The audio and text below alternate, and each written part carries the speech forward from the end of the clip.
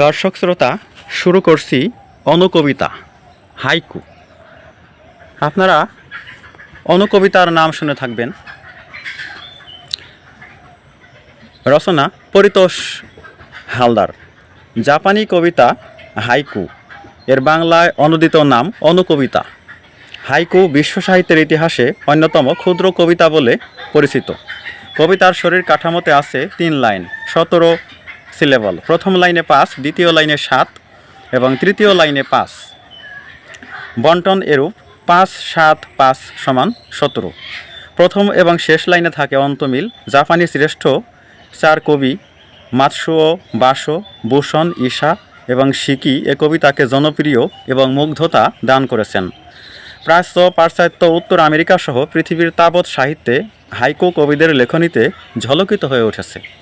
অনুকবিতা যেন একটি কবিতা বিন্দু, যেন এক ঝলক শুভময় দৃষ্টি, এক ফোঁটা অশ্রু, কোনো প্রিয় সম্বোধনের মতো হৃদয়কে নাড়া দিয়ে যায়, সাড়া দিয়ে যায়। কোনো দর্শন যেন কবিতার শরীর বেয়ে নেমে বস্তময়তা ধারণ করে এবং ছড়িয়ে যায়। কবি ওয়ার্ডসওয়ার্থ কবিতাকে স্পটস অফ টাইম, কালের বিন্দু বলে অভিহিত করেছেন।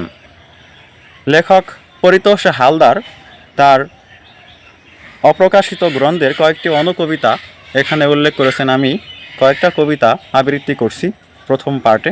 প্রথম কবিতা অগ্নিতাপ। ঝরাও অগ্নিতাপ, আকাঙ্ক্ষায় যায় কি পুরে, রমণীয় পাপ। অহম, ধূসর পারাপার, আমার আছে অসীম আর সীমার অহংকার। তৃতীয় কবিতা উনুন। দহনে উছল, বুকের উনুনে জলে পুরনো অনল।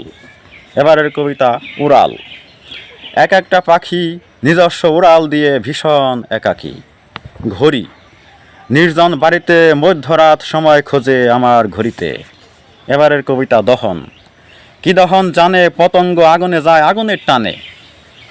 আমি আবার আবৃত্তি করছি দহন। কি দহন জানে পতঙ্গ আগুনে যায় আগুনের টানে। এবারের কবিতা দারুচিনি মন।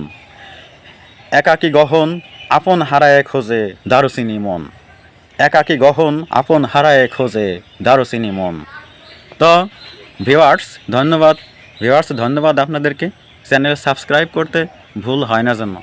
আর নতুন চ্যানেল, আপনারা যদি সাবস্ক্রাইব করেন, কমেন্ট করেন, লাইক করেন, আমি উৎসাহিত হব। নতুন আপডেটেড ভিডিও আপনাদেরকে উপহার দিতে পারবো। আপনাদের সবার সুন্দর শান্তিপূর্ণ জীবন কামনা করে আমি ভিডিওর এ পর্ব ক্লোজ করছি। সবাই ভালো থাকুন।